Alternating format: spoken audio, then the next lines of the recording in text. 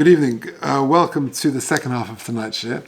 Let me share with you something fascinating that I hope will prepare us, put us in the right zone for Yom Kippur, which is only a few days away. I heard the following story from Rabbi Leibowitz, one of the Rashivas of YU, a tremendous Marbitz Torah, a tremendous person. And he said the following story, that one time a koilel younger man, a young koilel man, gets on a bus and he sees a seat, an empty seat, and he goes and sits there. The fellow next to him is an old secular Jew. And as one does in Israel, they get talking.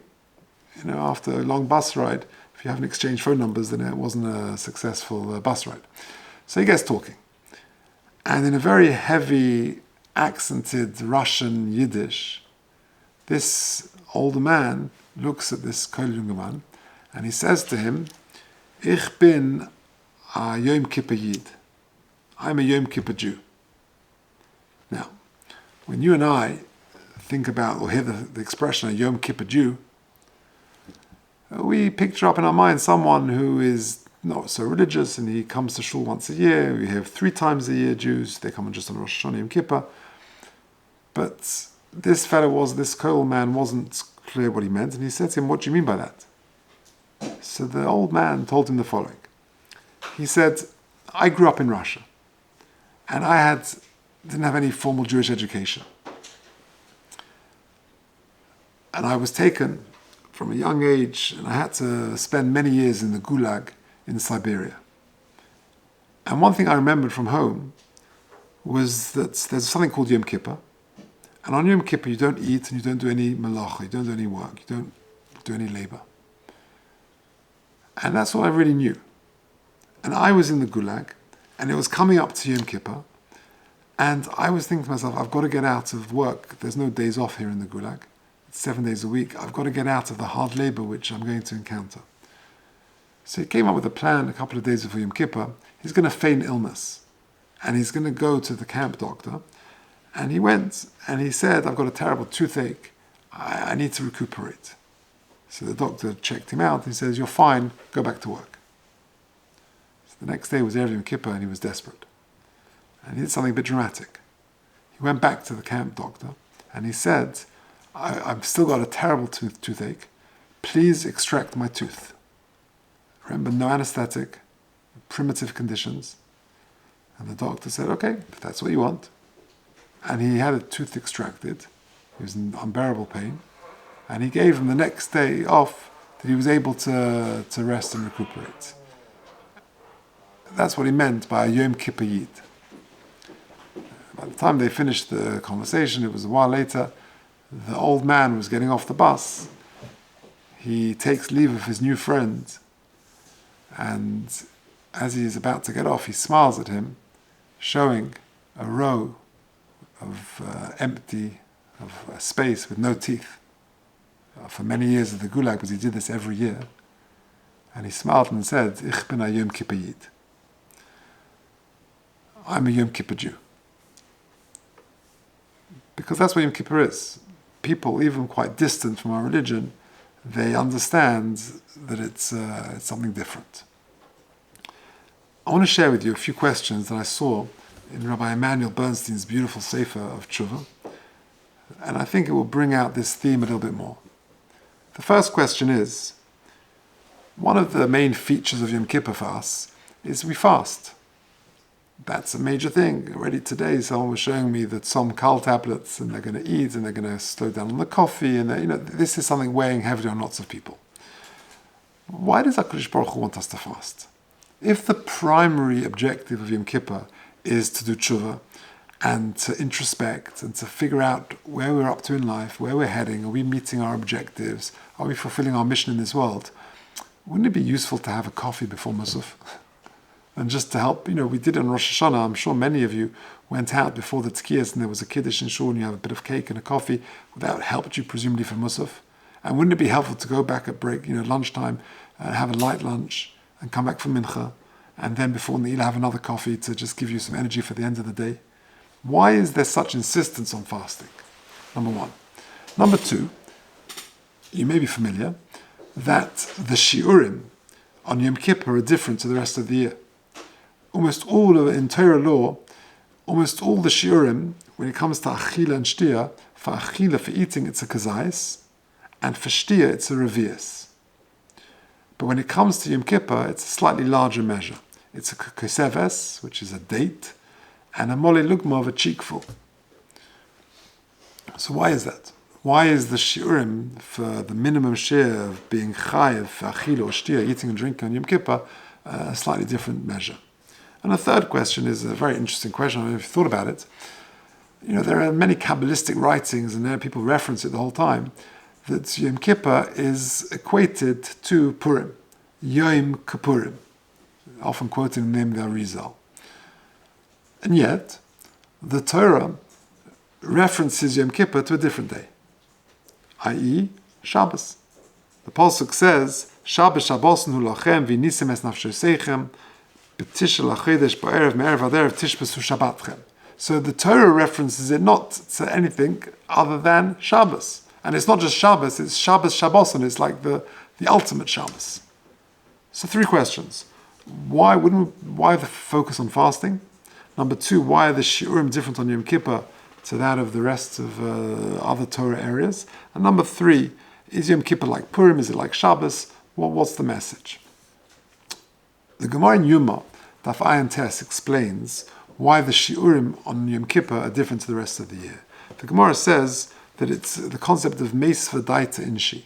Meis v'daita means it's sort of this meyashiv das, it settles a person.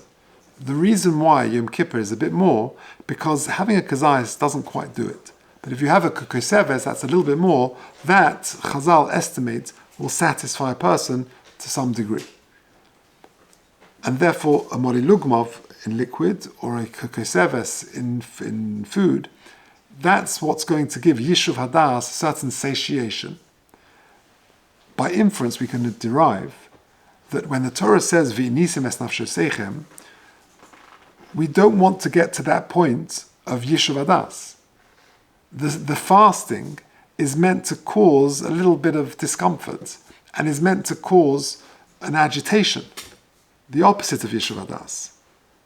And that's exactly what we're trying to do. Why? Because throughout the year, we all develop certain habits and certain patterns in our lives, and some of them perhaps need correction. But often we build up, psychological defense mechanisms where we say that our behavior is okay, our self-assessment is generally very positive, I'm okay, and maybe this needs a bit of fine-tuning or that needs a bit of fine-tuning, but by and large I'm okay. Because we're so used to our way of operating that we have this big sort of veneer around us that is impenetrable almost. This, to a degree, is of course complacent, and sometimes it's delusional, because it's just sometimes just not true. The first step of tshuva is to agitate ourselves to make sure that some cracks appear in our defense, because only then can Yom Kippur actually happen. Now, what is Pshat Yom Kippurim? People say, or Bernstein mentions, people sometimes say in a harsh way, that the similarity between Yom Kippur and Purim is that a person dresses up on both as something which they're not. On Purim, you dress up as Batman or as Donald Duck or whatever it is, you're dressing up as somebody who you're not. And on Yom Kippur, you pretend to be a much greater tzaddik than you actually are. That's what some people say. But actually, the exact opposite is true. Because on Purim and on Yom Kippur, we actually take off the mask to reveal who we really are. That's really what Yom Kippur and Purim is about.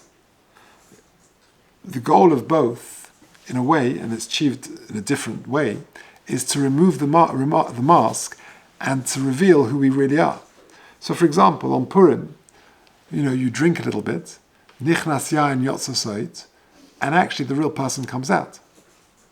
We've got a neighbor who's moved in a couple of years ago, a lovely, fine Hasidic family. So it's Leibedik there. We used to have non-Jewish Indian neighbors. Didn't hear a peep from them. Very nice people. We had a very nice cordial relationship with them. Very nice people. They moved out, and the Hasidic family moved in. And again, very nice relationship. They'll come and knock on our door and they'll borrow some eggs and we'll go borrow some sugar from them. And we greet each other and everything is fine. And then after a couple of months and they're moving in, it was Purim. And my lovely Hasidic neighbor, as obviously the wine was flowing, his pears and beards and bekish and tzitzis were flowing, he dances into my house on Purim. I remember he was just wearing, he had his, he didn't have shoes on, he was wearing just his socks. And he comes in and he hugs me and he kisses me and he professes his love for me. Now, I'm pleased to say that's the real him. Because, as Rabbi Bernstein puts it so nicely, he is on Purim unfettered by the shackles of projection, of convention, and expectation. That's what Yom Kippur does. Nichnas yain yotze soit. And the same is true for Yom Kippur, because the whole year we've created this sort of sheen, this veneer of impenetrability. That we have this veneer of perfection that we invest so much time in cultivating throughout the year, and Yom Kippur allows us to confront our shortcomings. So there's a few cracks in this mask that we wear throughout the year. That's what we're trying to achieve. Inui v'nisem es nafsho seichem on Purim is to create a state of a little bit of discomfort, of agitation, where we're out of the norm. This is not just rote. We're not just going to work every day. We're not just doing things like an automaton. That's what it's trying to achieve. And therefore, one way of doing it is like on Purim. We drink a bit, we dress up, we do things which are unconventional, because that's a means for the real us to come out. Sometimes you get boys who are uncomfortable to say Dvar Torah at the Shabbos table, uncomfortable to sing in public or to dance in public. And again, I'm not talking about getting drunk. I'm talking about having a little l'chaim that it just loosens the inhibitions in a positive way, because then the real person can come out. And that's the mask is taken away. That's how you do it on Purim. But on Yom Kippur, we agitate ourselves in a different way.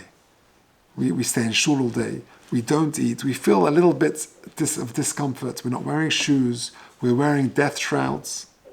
And it's a beautiful day, but it's meant to agitate us. And that is Yom Kippurim. The Shabbos, what's the purpose of that? Well, if you think about it, Rabbi Bernstein says it one way, but I think you can develop it in a slightly different way. Shabbos we're also out of our normal situation, our normal working day. Shabbos is a day which is Bo Shabbos, Bo Menucha, where you can introspect a little bit. You're out of the normal working pattern. You're not doing the normal things, and it's a time for reflection, and where you're out of routine somewhat. And therefore, when you've got Yom Kippur, which is Shabbos Shabbosin, how much more so? So if you like, Yom Kippur and Shabbos, and Yom Kippur and Purim, it's a combination of those two. It's agitation and reflection. We're out of our routine, and the idea is to enable us to try and develop who we really are. Who are we really? We're the Yom Kippur Yid. The real us is who we are really on Yom Kippur. It's not the other way around. The rest of the year, we get caught up in so many other things. I'll share with you another story that I heard. This I heard from Rabbi Y.Y. Jacobson. Maybe you've heard it before, but it's an amazing story. There was a fellow, an Israeli guy called Moshe Erlanger. He's a businessman. He lives in Israel, and he was in Germany in this sort of time of year. He was there on business. He was planning on traveling back the night before Yom Kippur, the day before Yom Kippur, and the flight was delayed. And until they said to him, listen, we're really sorry, but the flight's been cancelled. And because Ben Gurion's shut Yom Kippur. And this guy was so frustrated. He was planning on being back with his wife and children. He's never been apart from his wife and children for Yom Kippur.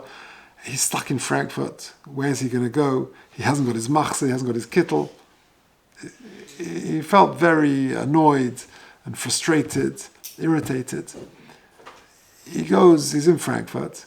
He checks into a hotel near the great shul in Frankfurt. I've seen pictures of it. It's a magnificent shul. It holds hundreds and hundreds of people. And he finds out what time davening is there. He says, he wishes his family, his wife and children, a good Yom Tov and Erev Yom Kippur. And he makes his way to the shul. He's there with he takes a talis, he borrows a machzah from someone, and is there, and he's feeling irritated, frustrated, far, far away from home. The chazan of this shul also happens to be Israeli. His name is Tzadok Greenwald. The chazan starts singing the familiar tune of Kol Nidre. He has a magnificent voice, and he's singing with such passion and with such hislavus and with such sincerity that this fellow Moshe Erlang has never heard anything like it. And he's so inspired, the chazan breaks down in the middle, he's crying, and he's just so taken by it in this magnificent shul, hundreds of people. He also cries during the Kol Nidre a lot. After Kol Nidre, he comes up to him and he says, Shalom Aleichem, they chat. And he said, your tefillah was exquisite, it was beautiful, I found it so moving, thank you so much. And they said, well, you're Israeli. Yeah, I'm also Israeli. What's the story? Yeah, I'm here. I got stuck here. My flight was cancelled and my family back in Israel. Anyway, I'm here, but the chazan said to him, maybe the reason why you're here is because we should meet. And you wanted to have a very moving, you told me you never experienced anything like it. He said, yeah, maybe. I was thinking the same thing myself. And what about you? How come you're here? He said, look, I live in Israel, but they fly me out for many years now, and this is what I do. Rosh Hashanah Yom Kippur, I fly out to Frankfurt and I daven here. And I tell you something, I find it very comforting, because my parents are Holocaust survivors, and for me to come back to a sort of a newly growing German community post the war, I find it very cathartic, and I come back and it's very powerful. Moshe Erlanger says to him, but tell me, Chazan, your davening was out of the ordinary. There's something more to it. Tell me a bit more. So the Chazan says something fascinating. He said, I'll tell you what it is. A few years ago, I came here as normal, as I do every year. I davened, it was very nice. And it's hard. Kol Nidre, I davened. The next day, I'm davening Musaf, I daven Ne'ilah. At the end of Ne'ilah, I am finished. I am exhausted. My voice is parched. I'm thirsty, I'm hungry, I'm tired. I was looking forward to go back to the hotel where I was staying to have a drink and to eat, to recover, and have a good night's sleep, and then to take the plane the next morning to be with my family for Sukkot, which I was so excited for. I come out there, everyone leaves the building after Ne'ilah, everyone goes home. The janitor turns off the lights, closes the shul, and I have packed up all my chazan equipment, my kittel, my chazan's hat, my talis, and I'm leaving the shul. And as I come out of the shul, I'm the last one out, I see there's a man there in his late 60s. He looks agitated. I go up to him and say, are you okay? Is everything all right? And in a very sort of heavy Russian, Yiddish, German accent, he says to him, where is everyone? So the chazan says, what do you mean? He says, Heute is Yom Kippur. Tonight is Kol Nidre. Where is everybody? So the chazan said to him, I think you've made a mistake. He felt bad. He even said to him, but this fellow's got the wrong day. But he said, answer me, where is everyone? So the chazan said to him, my Rabbi, I'm sorry, but tonight is actually Motzei Yom Kippur. Last night was Kol Nidre. And this man breaks down in uncontrollable tears. And he said, what's the matter? He said, I made a mistake. I thought it was tonight and tomorrow. And then when he recovers, he says to the chazan, he said, my parents were Holocaust survivors. They lost their faith after the Holocaust. But my father on his deathbed many years ago told me that we may be assimilated Jews, but Jews we are. And Jews go to shul on Yom Kippur. You've got to promise me that if you want to still be Jewish, you have got to go to shul on Yom Kippur. And the guy starts crying again. He goes, I've missed it. Am I not Jewish? The Chazan Grunwald, knew there's only one thing he could do. He turns around, holds this Yid by the arm, and he says, come, let's go back in, we'll do it again. Exhausted, parched, he goes back in, the janitor turns the light on. he puts his kittel on, he puts his talis on, he puts his chazan hat on, and sitting there with an audience of one, this old Jew, sitting there right next to him, he starts singing commentary. And he sings it. He says he's never felt the Shechina in the shul like that time. Because he said, honestly, all the time I've done it, I'm doing it till now. Of course, I'm doing it l'shem shamayim. But there's an element that I want the olam to enjoy it. I want the board of directors to hire me for next year. I want people to validate my davening and to compliment me. We're all human. But that night, there was no one else there. There was me and him. I was doing it for him only. And I felt the Shekhinah like no other time. And now, every year since, when I daven on Rosh Hashanah Yom Kippur, I always think back to that time. And it's just me with HaKadosh Baruch Hu. And I block out everybody else, and it's Lifnei Hashem. And that is another Yom Kippur Yid. That's really what Yom Kippur is about. Lifnei Hashem. Just us and HaKadosh Baruch Hu. Just speaking. And that is the real us.